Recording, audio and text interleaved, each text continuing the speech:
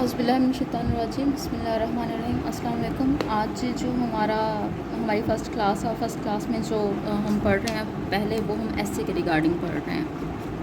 ठीक है, तो एसे के रिगार्डिंग जब हम पढ़ रहे हैं तो एसे के रिगार्डिंग सबसे पहले तो आप लोगों को टाइप्स पता होनी चाहिए कि टाइप्स कितनी होती हैं, और आप लोगों को ये भी पता होना चाहिए कि लास्ट ईयर से एग्जैक्टली फ्रॉम KPPSC से ये चीज़ स्टार्ट हुई है। ठीक है, और उसके बाद इसने लीड्स टूवर्ड्स की है CSS की तरफ। ठीक है, और यही चीज़ जो है KPPSC से स्टार्ट लेने के बाद मतलब कि लिटरेचर की तरफ इन्होंने मूव डाउन की है। तो अब काफ़ी सारा जो है जब ये टिल्ट जो है वो लिटरेचर एसेस की तरफ मूव ऑन हुआ है, तो उसमें हुआ ये है कि आर्गुमेंटेटिव एसेस और जो इशू बेस्ड एसेस हैं ये काफ़ी ज़्यादा इन्हें इग्नोरेंस मिली है। और ये चीज़ हमारे सबसे ज़्यादा हमारी नेबरिंग कंट्री जो है इंडिया, वहाँ से ये चीज़ स्टार्ट हुई है। ठीक है, तो बेसिकली जो आजकल हमारा टिल्ट है वो बेसिकली लिटरेचर एसेस की तरफ जो है ना वो मूव ऑन हो चुका है। ये चीज़ आप लोगों ने निगलेक्ट नहीं करनी और ये भी नहीं कहिएगा कि मैडम ने बताया नहीं था। तो अभी मैं आप लोगों को ये चीज़ करवा रही हूँ नेक्स्ट। तो जब आप अपना पेपर लिखेंगे एसे का, तो एसे के अंदर सबसे पहली बात तो आपने यही कोशिश करनी है कि आप स्टार्ट लें इशू बेस्ड या फिर आर्गुमेंटेटिव एसे। आर्गुमेंटेटिव एसे में यही होता है कि आपने अपने कोई भी स्टैंस लेना है, उस स्टैंस को आपने अपने अपने आर्गुमेंट्स के साथ उसे प्रूव आउट करना है। प्रूव आउट करने के बाद एट द एंड आपने उसे कंक्लूड कर देना है। और इशू बेस्ड ऐसे भी सेम यही होते हैं कि आपने एक इशू से उस बात को स्टार्ट करना है। जब आपने बात को इशू से स्टार्ट करना है उसके बाद आपने सोल्यूशन पर उसको एंड कर देना है। उसके लिए आपने टॉपिक के ऊपर ये वरी करता है कि टॉपिक क्या है। ठीक है, एग्जांपल ले लें आप लोग, कश्मीर कन्फ्लिक्ट ले लें, वाटर क्राइसिस ले लें, ये सारी चीज़ें जो हैं ये पाकिस्तान के अंदर इशू बेस्ड ही उसमें आते हैं। वैसे आजकल के जो आर्गुमेंटेटिव एसेस होते हैं वो आर्गुमेंट और इशू दोनों को साथ लेके चलते हैं। तो आप लोगों को ये चीज़ पहले दिन से ही अंडरस्टैंड करनी है कि आप लोगों ने सबसे पहले इंट्रोडक्शन जो है उसे किस तरीके से लिखना है। उसके बाद इंट्रोडक्शन से जो पहले मेन चीज़ है वो है आउटलाइन। ठीक है, आउटलाइन में जो मेन चीज़ आती है वो आती है ब्रेनस्टॉर्मिंग, और ब्रेनस्टॉर्मिंग विदाउट रीड किए आप लोग कभी भी नहीं कर सकते। इंट्रोडक्शन जो है और आउटलाइन जो है ये बता देती है कि आप सेफ जोन में हैं या फिर नहीं है। ठीक है, उसके बाद आ जाते हैं बॉडी पैराग्राफ्स। बॉडी पैराग्राफ्स जो हैं ये भी बड़े इंपॉर्टेंट होते हैं। बॉडी पैराग्राफ्स में आपने बड़े अच्छे तरीके से लाइमलाइट कंडीशन में लेके चलना होता है आपने। तो बॉडी पैराग्राफ्स को सॉर्ट आउट करने का मेथड जो है, एक टेक्निक जो बेसिकली मैं टेक्निक करवाती हूँ स्टूडेंट्स को, वही टेक्निक जो है आप लोगों को बताऊंगी। तो उसी टेक्निक के रिगार्डिंग आज का कंप्लीट ऐसे जो है वो आप उसी तरीके से करेंगे। फिर उसके बाद एट द एंड जो आपने करना होता है वो कंक्लूड करना होता है। आउटलाइन के बाद, इंट्रोडक्शन के बाद जो मेन चीज़ होती है वो आ जाती है कंक्लूजन पे। ठीक है, और कंक्लूजन ही आप लोगों का मेन स्ट्रीम जगह होती है जहाँ पे आपने प्रूफ करना होता है कि ये चीज़ जो है वो इशू से स्टार्ट हुई थी और उसके बाद ये कंक्लूजन पे किस तरीके से जाकर ये फिनिश हो रही है। ठीक है, तो आज का जो हमारा टॉपिक है बेसिकली वो टॉपिक है डेमोक्रेसी, जो मोस्ट इम्पॉर्टेंट टॉपिक है और ये हर साल किसी ना किसी फॉर्मेशन में आता है और इसमें काफ़ी सारी। तो चलते हैं आज के हमारे टॉपिक की तरफ। अस्सलाम वालेकुम बच्चों। तो आज का जो हमारा टॉपिक है वो है डेमोक्रेसी। डेमोक्रेसी आप लोगों को पता है कि दैट टाइम 2023 में और इससे ऑनवर्ड भी डेमोक्रेसी जो है ये मोस्ट इम्पॉर्टेंट टॉपिक है, तो इसे किसी भी हाल में हम निगलेक्ट नहीं कर सकते। तो सबसे पहले डेमोक्रेसी की जो आउटलाइन है उसका थोड़ा सा इंफ्रास्ट्रक्चर जो है वो मैंने आप लोगों के साथ शेयर किया है। डेमोक्रेसी की आउटलाइन जो बनाएंगे उसके अंदर सबसे पहले हम लोग देंगे इंट्रोडक्शन। अब इंट्रोडक्शन के बाद जो मेन चीज़ होती है वो होता है थीसिस स्टेटमेंट के बाद एंटी थीसिस स्टेटमेंट, और फिर उसे ही प्रूव किया जाता है। उसके बाद जब हम डेमोक्रेसी कर रहे हैं तो जाहिर सी बात है सबसे पहले हम ओवरव्यू देखेंगे कि डेमोक्रेसी का जो ओवरव्यू है वो क्या रहा है सिंस इंडिपेंडेंस से लेकर जो अभी हमारी रिसेंट सिनेरियो जो है डेमोक्रेसी का वो क्या है, किस तरीके से चल रहा है। फिर उसके बाद पाकिस्तान की जो हमारी करंट प्रॉब्लम्स हैं डेमोक्रेसी को लेके, जिस तरीके से हमारी पॉलिटिकल इंस्टेबिलिटी जो है वो बहुत ज़्यादा हो रही है। उसके बाद इकोनॉमिक प्रॉब्लम्स जो हैं आप लोगों को पता है, we are at the ticking time bomb, कि कभी भी किसी भी वक्त हम लोग दिवालिया हो सकते हैं, and at the end social जो हमारी प्रॉब्लम्स चल रही हैं ये कैसे हैं। उसके बाद जो हमारा डेमोक्रेटिक स्टेट पाकिस्तान के अंदर जो है वो तमाम क्राइसिस जो हैं वो किस तरीके से हैं उन्हें देखेंगे। तो ये थोड़ी सी आउटलाइन के रिगार्डिंग मैंने आप लोगों से बात की है। अब वापस हम लोग स्टार्ट से देखते हैं कि डेमोक्रेसी बेसिकली है क्या। तो देखें, डेमोक्रेसी जो है, डेमोक्रेसी एक लास्ट सल्यूशन है, ठीक है, तमाम प्रॉब्लम्स का जो पाकिस्तान दैट टाइम फेस कर रहा है। जितने भी टेंगल्स हैं आजकल की ड्यूरेशन के अंदर वो तभी सॉर्ट आउट हो सकते हैं जब हम अपनी डेमोक्रेटिक वैल्यूज़ जो हैं, जो डेमोक्रेटिक नॉर्म्स जो हैं उन्हें हम अपनी सेटलमेंट के साथ लेके चलेंगे। It is the only panacea which can pave the way of resolutions of all the evils faced by common man। जाहिर सी बात है, डेमोक्रेसी हो और उसके अंदर कॉमन मैन की बात ना हो तो ये इम्पॉसिबल सी बात है।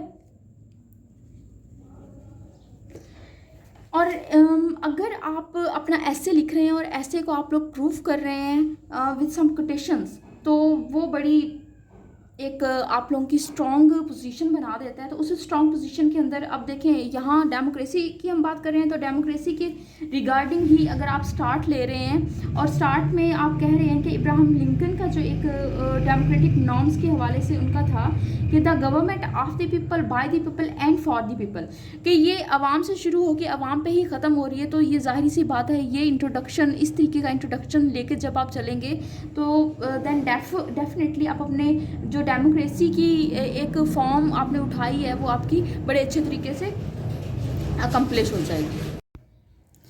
अस्सलाम वालेकुम। जो आज का हमारा टॉपिक है वो है डेमोक्रेसी। डेमोक्रेसी का ओवरव्यू देखेंगे, ठीक है। ओवरव्यू जब देखेंगे तो सबसे पहले मैं आप लोगों को बता दूं कि आप लोगों ने करना क्या है। कोई भी आप लोग आउटलाइन बना रहे हैं, आउटलाइन बनाते हुए आपने बेशक इस तरीके से बना लें, इस तरीके से बना लें, ब्रेनस्टॉर्मिंग करनी है। ब्रेनस्टॉर्मिंग करते हुए आपने लिखते जाना है कि कौन कौन से आपके इंपॉर्टेंट टॉपिक्स हैं जो आपके माइंड में आ रहे हैं। उसके बाद उन्हें सीक्वेंस दीजिएगा, उसके बाद उसके अंदर कोहेरेंस लेके आइएगा। और इसकी एक एग्जांपल जो है, ये चीज़ें मैं आप लोगों को अभी नहीं बता रही, आज का जो टॉपिक है वो कंप्लीट करवाने के बाद नेक्स्ट चीज़ें जो हैं, नेक्स्ट जो मैं आप लोगों को करवाऊँगी वो मैं आप लोगों को बताऊँगी कि सबसे पहले आप लोगों ने आउटलाइन जो है वो किस तरीके से आप लोगों ने अपनी ड्रा करनी है। आउटलाइन के बाद जो मेन चीज़, जो कोई भी आप लोगों को ट्यूटर नहीं करवाता, उसके बाद मेन चीज़ मैं आप लोगों को बताऊंगी कि आप लोगों ने इंट्रोडक्शन जो है वो किस तरीके से राइट अप करना है। इंट्रोडक्शन के बाद बॉडी पैराग्राफ्स पे आएंगे, बॉडी पैराग्राफ्स को आप लोगों ने किस सीक्वेंस के साथ लेके चलना है, उनके अंदर कौन कौन सी चीज़ें जो है वो इंपॉर्टेंट है उनको सीक्वेंस वाइज लेके चलना है, एंड एट द एंड आपने कंक्लूड किस तरीके से करना है। सो ये मेन फैक्टर्स होंगे। लेकिन उससे पहले मैं आज का ऐसे जो है वो आप लोगों को दिखा दूँ ताकि आप लोगों के माइंड के अंदर ना वो एक जो नेगेटिविटी रह जाती है ना कि ये सारी चीज़ें होंगी किस तरीके से। तो आज का हम आज का कंप्लीट टॉपिक करते हैं और उसके बाद नेक्स्ट चलेंगे। तो आज की हमारे टॉपिक में सबसे पहले जो है वो है डेमोक्रेसी। देखिए, डेमोक्रेसी जो है ये वो पेनेंसिया है जो तकरीबन पाकिस्तान के अंदर तमाम जितनी भी प्रॉब्लम्स हैं उनको लेके चल रहा है। तो सबसे पहले हम लेंगे इंट्रोडक्शन, ठीक है। इंट्रोडक्शन लेंगे, इंट्रोडक्शन में हम बताएंगे कि डेमोक्रेसी क्या, डेमोक्रेसी जो है, देखें पॉजिटिव बात से स्टार्ट लेंगे कि डेमोक्रेसी जो है ये वाहिद ही हल है दैट टाइम जितनी भी हमारे पाकिस्तान के अंदर प्रॉब्लम्स चल रही हैं उन सब का। लेकिन इसको प्रूफ किस तरीके से करना है, अगर आप जनरल टू स्पेसिफिक जाएं या स्पेसिफिक टू जनरल जाएं, that's is up to you कि आप स्पेसिफिक टू जनरल चल रहे हैं या फिर जनरल टू स्पेसिफिक चल रहे हैं, ये आप लोगों पे जाएगा, ठीक है। तो अगर आप स्पेसिफिक टू जनरल चल रहे हैं और तो वो भी ठीक है कि आपने स्पेसिफिक एक पॉइंट बनाया, उसको आप अपने आर्गूमेंट से प्रूव कर रहे हैं और फिर उसके बाद आप जनरली एक मेथड उठा रहे हैं और जनरल मेथड से आप स्पेसिफिक टर्म्स की तरफ जा रहे हैं। तो जब आप ये ऐसे करेंगे तो आपको पता चल जाएगा कि general to specific and specific to general किस तरीके से चलना है, ठीक है। सबसे पहले इंट्रोडक्शन देखें। इंट्रोडक्शन के बाद आप एक ओवरव्यू देंगे डेमोक्रेसी का, ठीक है, क्योंकि हम पाकिस्तान की बात कर रहे हैं तो पाकिस्तान की आप पाकिस्तान की बात कर रहे हैं। लेकिन आप हिस्टोरिकल प्रोस्पेक्टिव्स में अगर आप देखें दैट टाइम इंडिया जो है वो बड़ी एक शानदार एग्जाम्पल है, एज अ केस स्टडी आप इसे उठा सकते हैं, ठीक है। इंडिया, उसके बाद USA, these both are most important strategies, you can link both as a case study with the superior examples of democracy, क्योंकि इन्होंने डेमोक्रेसी को प्रैक्टिस किया है। जब इन्होंने डेमोक्रेसी को प्रैक्टिस किया तो मीन्स दैट कि इनके अंदर जाहिर सी बात है इनके अंदर भी कुछ जॉलाइंस होंगी, इनके अंदर भी प्रॉब्लम्स होंगी, वो उन्हें किस तरीके से सॉर्ट आउट करें। तो ये सारी बातें जो है ये प्रूव हो जाएंगी कि डेमोक्रेसी जो है ये है क्या। डेमोक्रेसी ऑटोक्रेसी नहीं है। डेमोक्रेसी जो है वो किस तरीके से लोगों से शुरू होती है, आम आवाम से शुरू होती है, आम आवाम पे ख़त्म होती है। अब जब आप यूएसए की बात कर रहे होंगे तो यूएसए के इब्राहिम लिंकन जो थे उन्होंने ही कहा था कि the form of government for the people bye the people. तो जाहिर सी बात है the government of the people bye the people and for the people कि आम आवाम की है, आम आवाम से शुरू होगी। ये एक मैटर ऑफ फैक्ट होगा जो आप इंटरमीडिएट करके बता रहे होंगे कि फ्रजाइल डेमोक्रेटिक इंस्टीट्यूशंस जो हैं वो किस तरीके से इंटरलिंक्ड कर रहे हैं। ठीक है, तो ओवरव्यू जब आप पाकिस्तान का ओवरव्यू देखेंगे, पॉइंट पे वापस आते हैं, तो जब आप पाकिस्तान का पॉइंट ऑफ व्यू देखेंगे तो पाकिस्तान में आप एक चीज़ जो है वो आप निगलेक्ट नहीं कर सकते, और वो है मिलिट्री डिक्टेटर्स। ठीक है, मिलिट्री डिक्टेटर्स जो हैं आपको पता है पाकिस्तान को 7 डिकेड्स हो चुके हैं बने हुए। ठीक है, इन 7 डिकेड्स में पाकिस्तान ने जो चीज़ अपनी आधे से ज़्यादा ज़िंदगी में फेस की है वो क्या है, वो यही है कि पाकिस्तान की डेमोक्रेटिक रिफॉर्म्स के अंदर जो मेन चीज़ रही है वो यही रही है कि पाकिस्तान ने हमेशा मिलिट्री डिक्टेटर्स ने रूल किया है पाकिस्तान पे। बेशक वो डिक्टेट कर रहे हो, बेशक वो इंटरलिंक्ड हो, बेशक वो रूल कर रहे हो। तो ये सारी चीज़ें जो हैं ये आप लेके चलेंगे कि सिंस इंडिपेंडेंस हमने किस तरीके से देखा है कि in Pakistan there has always been tilt of power towards the military which has resulted in the co-drums, and today's Pakistan is facing even walk of the declining and faltering economy। हमारी economy जो है आप लोगों को पता है that time बहुत ज़्यादा बुरे हालात में है, और ये सारी छोटी छोटी प्रॉब्लम्स जो हैं, ये सारे डिसऑर्डर्स जो हैं ये प्रिवेल कर रहे हैं कि हम अपनी जो हमारी डिसऑर्डनी है उसको भी लीक आउट कर रहे हैं। हमारी वीकनिंग पोजीशन जो है हमारे मुल्क की, वो ये सारा फैब्रिक जो है वो इसी चीज़ की तरफ आ रहा है कि हमने डेमोक्रेटिक जो रियल डेमोक्रेटिक वैल्यूज़ हैं उनको कभी प्रैक्टिस ही नहीं किया। ठीक है, तो जब हमने रियल डेमोक्रेटिक वैल्यूज़ को कभी प्रैक्टिस ही नहीं किया तो ये सारी प्रॉब्लम्स पाकिस्तान फेस कर रहा है, प्रॉब्लम्स आम आवाम फेस कर रही है, क्योंकि डेमोक्रेटिक रिफॉर्म्स जो हैं वो तभी आती हैं जब रूल बाय पीपल हो। तो जब आप स्टार्ट लेंगे तो स्टार्ट आपने इस तरीके से लेना है कि democracy is the only solution to all the problems that Pakistan is tangled in nowadays, and it is the only panacea which can pave the way of resolutions of all the evils faced by common man. And democracy can be well articulated by the statement of Abraham Lincoln, who said that democracy is the government of the people, by the people and for the people. और इसी को आप as a matter लेके चलेंगे, as a matter of fact लेके चलेंगे कि यही as a matter of fact है। ठीक है, इसी को आप as a matter of fact लेके चलेंगे, एंड नेक्स्ट आप फिर बताएंगे कि यही इंटरमीडिएट ड्रिल्ड हैं जो कि फ्रजाइल डेमोक्रेटिक इंस्टीट्यूशंस जो हैं वो थ्रू आउट कर रहे हैं। एवोल्यूशन ऑफ डेमोक्रेसी जो हमारे मुल्क के अंदर फैल रही है बहुत ज़्यादा, और पाकिस्तान जो है इसने हमेशा से ही टिल्ट किसकी तरफ किया है। अब यहाँ से आपने बताना है कि मिलिट्री डिक्टेटर्स ने हमारे ऊपर रूल किया है जिसके नतीजे में and resulted in the form of Pakistan is facing ever walk of life, और हमारी जो डिक्लाइनिंग फाल्टरिंग कंडीशंस हैं, हमारी इकॉनमी बुरे हाल में है, हम सोशली बहुत ज़्यादा, सोसाइटी वाइज बहुत ज़्यादा बुरे हाल में हैं। आप इसे एनालाइज करेंगे। ठीक है, इसको जस्ट अपने पॉइंट से एनालाइज नहीं करेंगे, आप बताएंगे कि एक्सपर्ट्स जो हैं वो ये कह रहे हैं, एक्सपर्ट्स जो हैं वो बता रहे हैं कि उनका जो कंसेंसस ओपिनियन है वो क्या है। उनका कंसेंसस ओपिनियन जो है डेमोक्रेसी बेशक बेस्ट पॉलिटिकल सिस्टम है जो इंश्योर करता है कि सिटीजन को राइट्स देने हैं। सिटीजन्स के जो फ्रेमवर्क है वो क्या है, ह्यूमैनिटी के फ्रेमवर्क राइट्स बेसिकली क्या हैं, ह्यूमन राइट्स क्या हैं, रूल ऑफ लॉ क्या है। लेकिन पाकिस्तान के अंदर हम क्या देख रहे हैं कि पिछले 7 डिकेड्स से हमने देखा ही नहीं है। अच्छा, अब जब आप ये चीज़ लेके आएंगे तो आपने यहाँ पे एक चीज़ को मिस नहीं करना कि हमारे फर्स्ट 9 ईयर्स में हम लोग ने अपना फर्स्ट आइन जो है वो बनाया था, लेकिन हमारे जो साथ का नेबरिंग कंट्री जो हमारे साथ ही क्रिएट हुआ था, जिसने हमारे साथ ही फर्स्ट अपनी इंडिपेंडेंस क्रिएट की थी, उन्होंने क्या किया था, उन्होंने उनका थर्ड इलेक्शन चल रहे थे एंड दैट टाइम हम उस वक्त अपना फर्स्ट आइन बना रहे थे, ठीक है। तो एक तो ये चीज़ होगी। उसके बाद जो मेन चीज़ आएगी वो ये चीज़ आएगी। अच्छा जी, तो यहाँ पे आपने जो एक चीज़ जिसे आपने निगलेक्ट नहीं करना वो ये कि देखें 9 सालों में हम अपना पहला आइन बना रहे हैं, ठीक है। यही मेन चीज़ें हैं जो आप, अच्छा जो चीज़ मैं आप लोगों को बता रही हूँ यही वो मेन चीज़ें, यही वो मेन फैक्टर्स हैं, यही वो मेन चीज़ें हैं जो कि आप लोगों के आगे बड़ा काम आने वाली हैं। कैसे काम आने वाली हैं? देखें, हम अपना इन चीज़ों को, अगर ऐसे आ रहा है पॉलिटिकल इंस्टेबिलिटी में,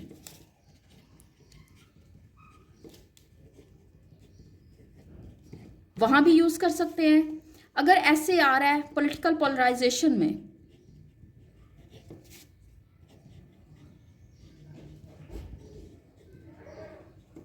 अगर ऐसे आ रहा है डेमोक्रेसी पे, ठीक है। ये सारी चीज़ें जो हैं ये इश्यूज प्लस आर्गुमेंटेशन मांगती हैं, और ये लाजमी नहीं है कि ये आप लोगों के काम नहीं आएंगी, ये काम आएंगी, ये आपके करंट अफेयर्स में काम आ सकती हैं, ये आपके पाक अफेयर्स में काम आ सकती हैं, ठीक है। और ये चीज़ें मोस्ट इम्पॉर्टेंट हैं, सो इन्हें ज़रा अपना आप लोगों ने बहुत तवज्जो से सुनना है, ठीक है। तो देखें, पहले 9 सालों में हम लोगों ने अपना आइन बनाया, ठीक है। पहले 9 सालों में हम लोग अपना आइन बना रहे हैं, जबकि हमारा नेबरिंग कंट्री जो है वो इसी ड्यूरेशन में तीसरे इलेक्शन में जा रहा है, तीसरे इलेक्शन में, और हम लोग इन 9 ईयर्स में अपना फर्स्ट वो बना रहे हैं। तो इसमें देखें, इसमें बहुत सारे की फैक्टर्स हैं जो कि इनरोल करते हैं। अब उसमें कौन सी चीज़ें इनरोल करती हैं? एक तो डेमोक्रेसी जो है हमें पता है ये तब तक फ्लोरिश नहीं करती जब तक इसे एक अच्छा इन्वायरमेंट ना दिया जाए। लेकिन हम लोगों की बदकिस्मती ये है कि जो इनकी थी इंटरमीडिएट मिलिट्री डिक्टेटर्स की, इनका टेक ओवर जो था, इस वजह से हमारे जो इंस्टीट्यूशंस हैं वो डेमोक्रेटिक इंस्टीट्यूशंस जो हैं उन्होंने फ्लोरिश नहीं किया। उसके बाद जो मेन चीज़ है, अब देखें जो हमारे एक ओपिनियन बेस्ड लीडर थे वो थे कायदे आज़म, ठीक है। अब कायदे आज़म मोहम्मद अली जिन्ना जो हैं उन्हें तो वो तो 1948 में ही पाकिस्तान बनने के 1 साल बाद ही चले गए। फिर उसके बाद जो हमने एक बिग लॉस किया वो लियाकत अली खान साहब जो थे उनका लॉस हो गया। उसके बाद हमारे पास ओपिनियन बेस्ड लीडर्स जो हैं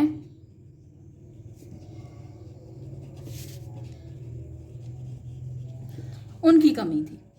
अब इनकी कमी थी, सो हमारे पास एक तो हम लोग जो फ्लोरिश हुए थे, हमने एक इंडिपेंडेंट स्टेट जो बनाई थी, अगर उसका हम लोग हिस्टोरिकल प्रॉस्पेक्टिस देखें तो उसमें हमने क्या किया था, हमने पाकिस्तान बनाया था इस्लाम के नाम पे, ठीक है।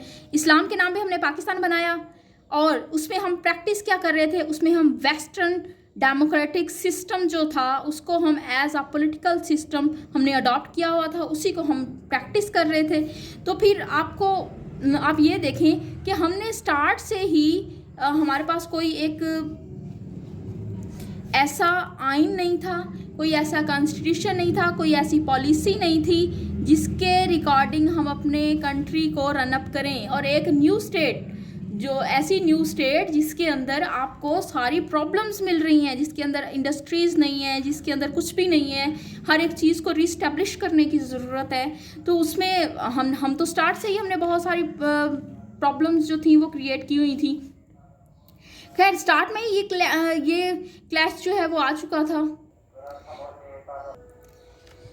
अच्छा जी, तो पहला क्लैश तो यहीं पे आ गया।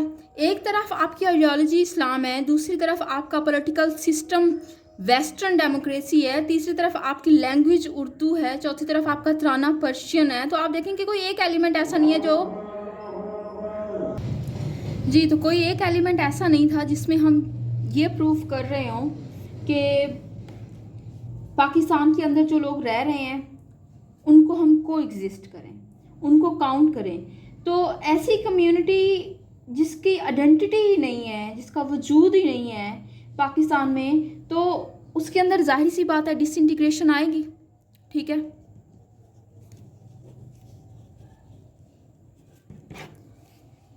तो फिर उसके बाद हमारी सोसाइटी शुरू से ही डिसइंटीग्रेशन का शिकार रही है, ठीक है। और इसी डिसइंटीग्रेशन को जब हम पॉलिटिकल लेवल पे देखते हैं तो पाकिस्तान 1947 से लेकर, ठीक है, 1956 तक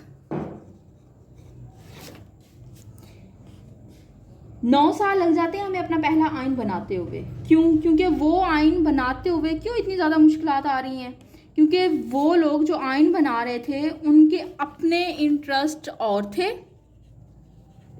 ये आपको स्टोरी बना के बता रही हूँ। उनके अपने इंटरेस्ट और थे और नेशनल इंटरेस्ट और थे।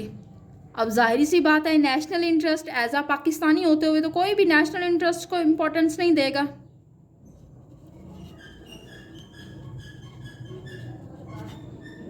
ठीक है। तो जब अपने इंटरेस्ट और हों, नेशनल इंटरेस्ट और हों, और आपके मुल्क की जो पॉलिटिकल एलीट थी वो बड़े बड़े फ्यूडल्स थे, जिन लोगों को हमने अहम किरदार दिया हुआ था पाकिस्तान आज़ाद करवाने में। पाकिस्तान आज़ाद करवाने के बाद उसे हाईजैक कर लिया गया, क्योंकि जो हमारे एक विजनरी लीडर थे कायद आज़म मोहम्मद अली जिन्ना, वो तो फौत हो गए। तो बड़े बड़े फ्यूडल्स आ गए, उन्होंने हाईजैक कर लिया आपके पॉलिटिकल सिस्टम को, ठीक है।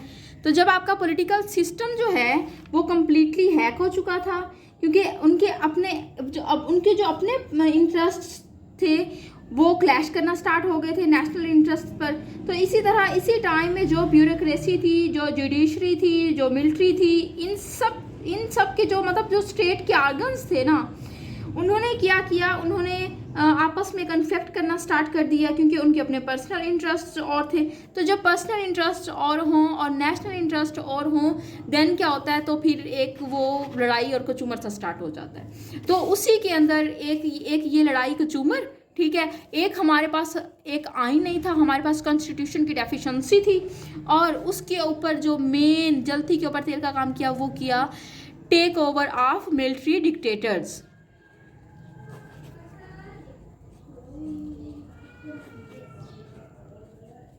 मिलिट्री डिक्टेटर्स ने टेक ओवर कर लिया। तो ये सारी चीज़ें जो थी इन्होंने बड़ा इंपॉर्टेंट रोल प्ले किया, ठीक है।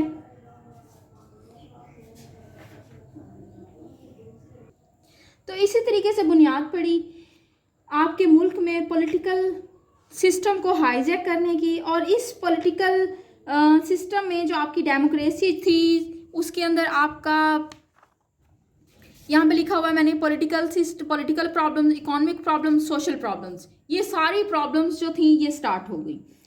पहले भी थी ये problems, but that time in problems को मज़ीद हवा मिल गई, क्योंकि इनको जब सॉर्ट आउट कोई नहीं कर रहा था तो ये प्रॉब्लम्स मज़ीद हो गई। तो इससे जो इन्होंने नुकसान पहुँचाया ना कंट्री को, मैं कहती हूँ किसी चीज़ ने नहीं पहुँचाया। तो पहले 9 साल तो आपके मुल्क में कोई प्रॉपर आइन ही मौजूद नहीं था, आइन तो आप बना रहे थे, ठीक है। तो जो आप एक प्रोविजनल कॉन्स्टिट्यूशन आप प्रैक्टिस कर रहे थे, जब आपके मुल्क के अंदर कोई रूल नहीं है, कोई रेगुलेशंस नहीं है, कोई लॉ एंड ऑर्डर नहीं है, तो आपके मुल्क में एक प्रॉपर इकोनॉमिक मॉडल कहाँ से आएगा? तो जाहिर सी बात है इससे भी आप अपनी मैशत नहीं चला सकते। तो पहली दफ़ा अयूब खान साहब आए, मिलिट्री डिक्टेटर्स, ठीक है ना। मिलिट्री डिक्टेटर्स अयूब खान साहब ने पहला एक इकोनॉमिक मॉडल दिया।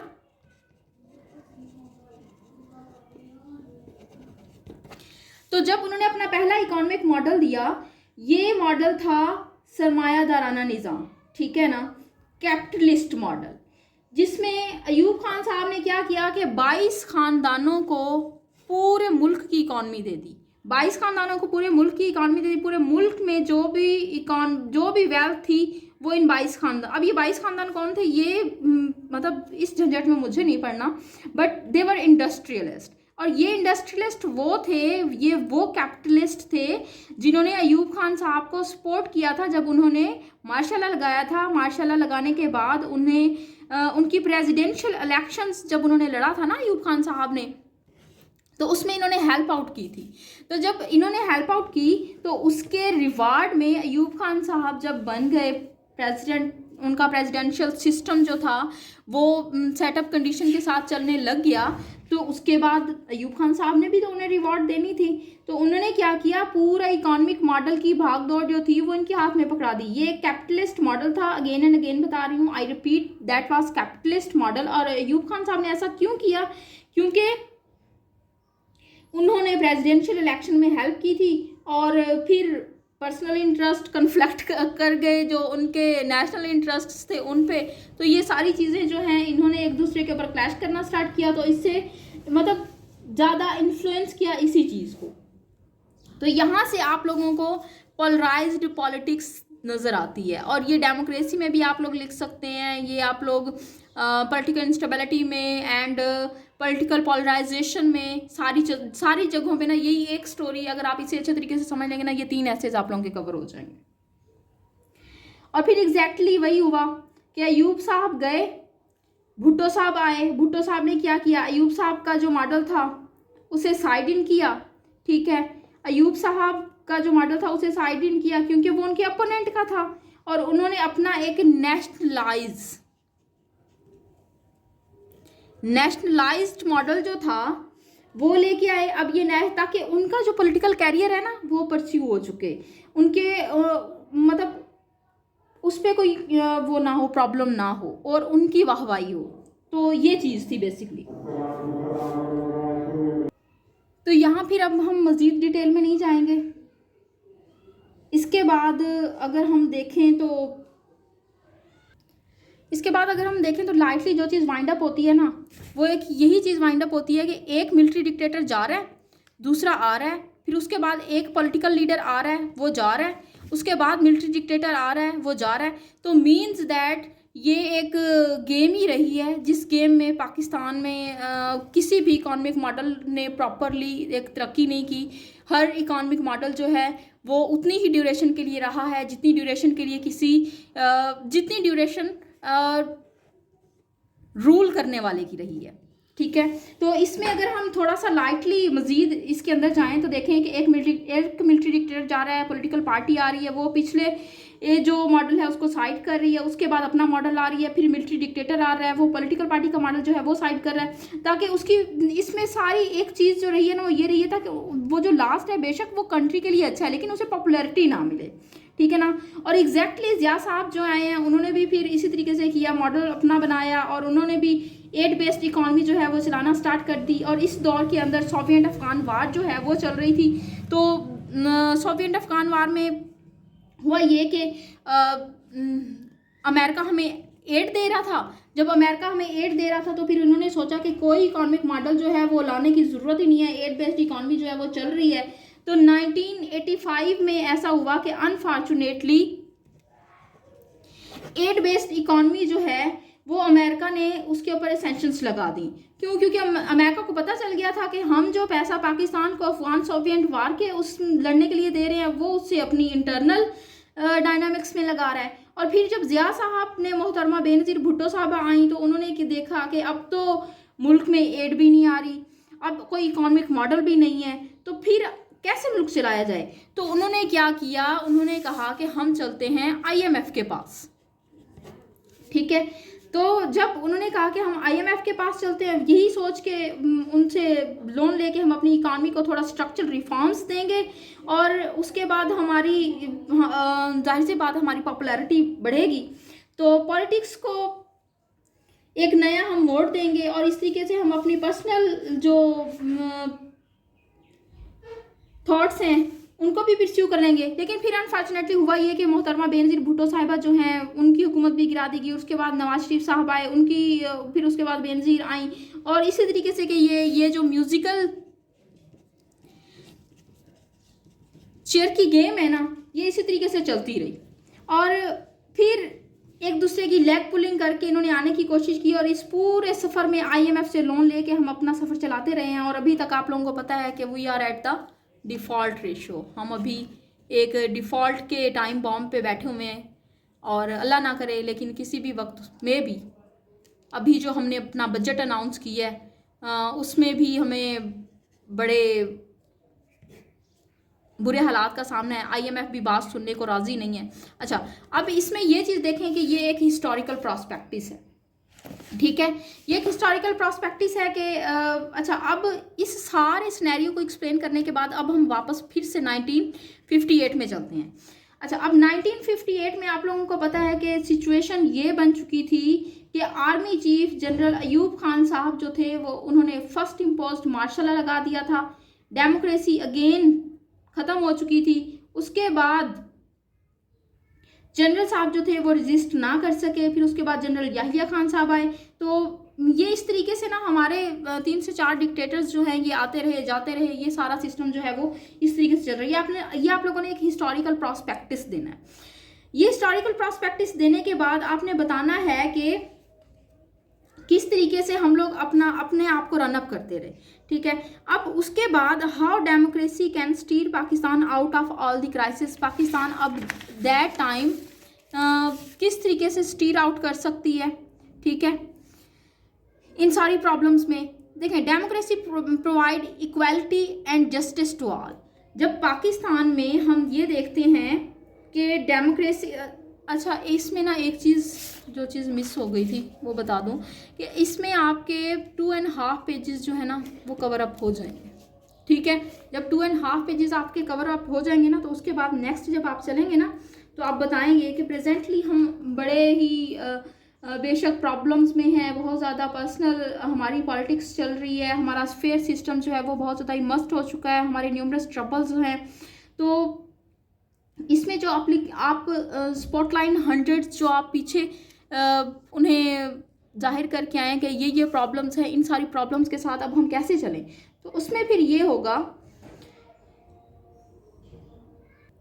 अच्छा, अब ये सारी प्रॉब्लम्स जो हैं ये हम देख चुके हैं, तो अब आपने बताना है कि डेमोक्रेसी बेसिकली होती कैसी है। Democracy provide equality and justice to all. Democracy equality देती है, जस्टिस देती है सबको। अब इस पे भी आपने 1-2 पैराज जो हैं वो इजीली आप लिख सकते हैं। फिर उसके बाद स्ट्रॉन्ग इकॉनमी जो है, जाहिर सी बात है जब तक आपकी इकॉनमी स्ट्रॉन्ग नहीं होगी तब तक सब यही समझते रहेंगे कि ये, जैसे शहबाज शरीफ साहब कहते हैं कि अभी लास्ट रिसेंटली ही उनका एक बयान सामने, उनकी एक स्टेटमेंट आई है, उसमें उन्होंने कहा है कि हमारे जो चाइनीज़ फ्रेंड्स हैं वो हमें कहते तो कुछ नहीं है, बट उनके जो फेस एक्सप्रेशंस हैं वो कहते हैं कि आखिर कब तक आप लोग इस तरह चलेंगे, ठीक है।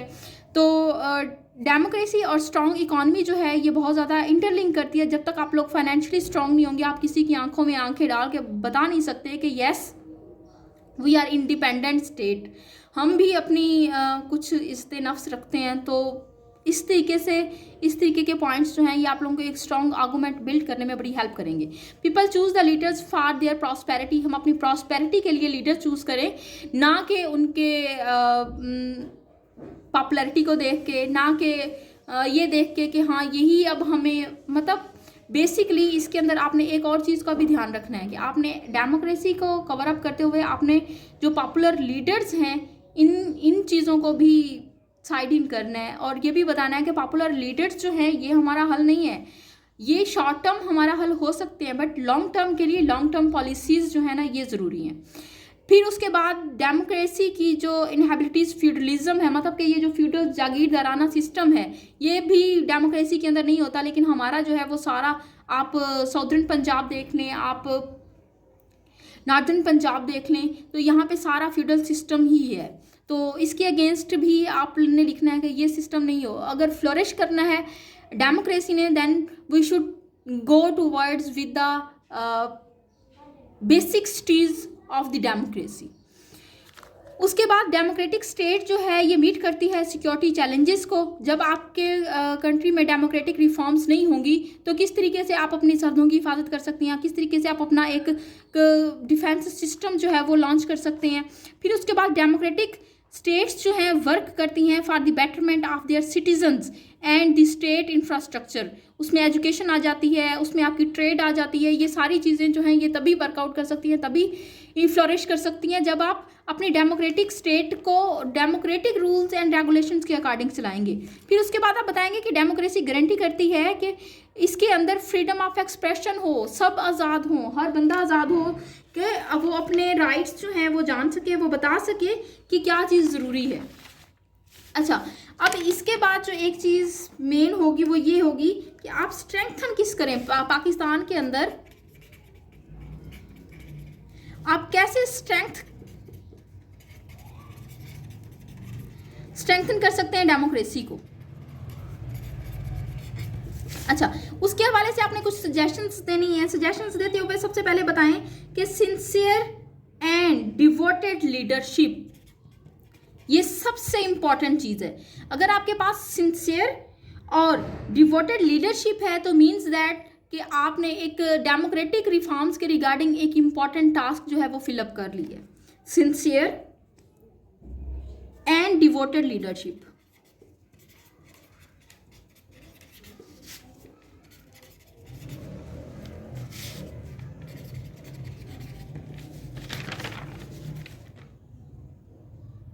No military interventions in politics.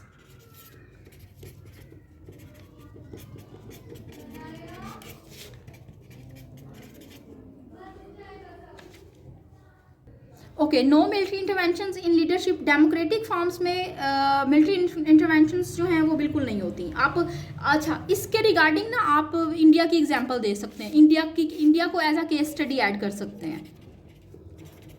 अच्छा, इंडिया की केस स्टडी कैसे ऐड कर सकते हैं, ये भी एक स्टोरी है।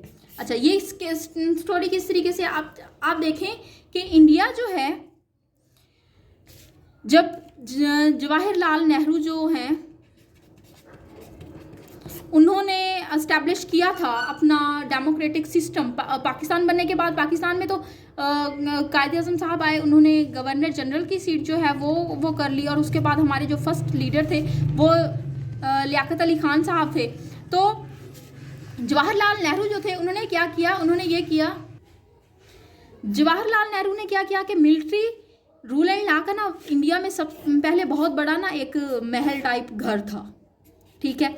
उन्होंने क्या किया, जो वो मिलिट्री लीडर थे ना, सबसे पहले उन्हें वहां से निकाला। वहां से निकालने के बाद उधर वो खुद रहे। ये सब कुछ डेमोक्रेटिक रिफॉर्म्स को फ्लोरिश करने के लिए था। उन्होंने अपनी पॉलिसीज़ बनाई, ठीक है। उस पॉलिसी के अकॉर्डिंग ही पूरा कंट्री जो है वो रनअप हुआ, ठीक है।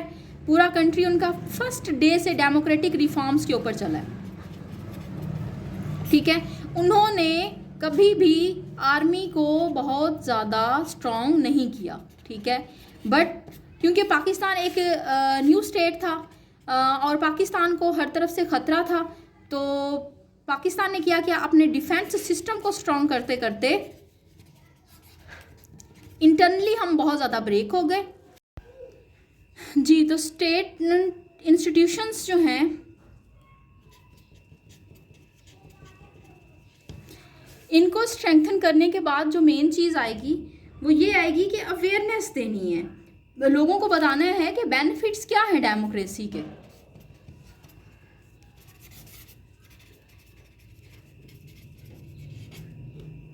ठीक है। और फिर उसके बाद एजुकेशन जो है ये फर्स्ट प्रायोरिटी होनी चाहिए,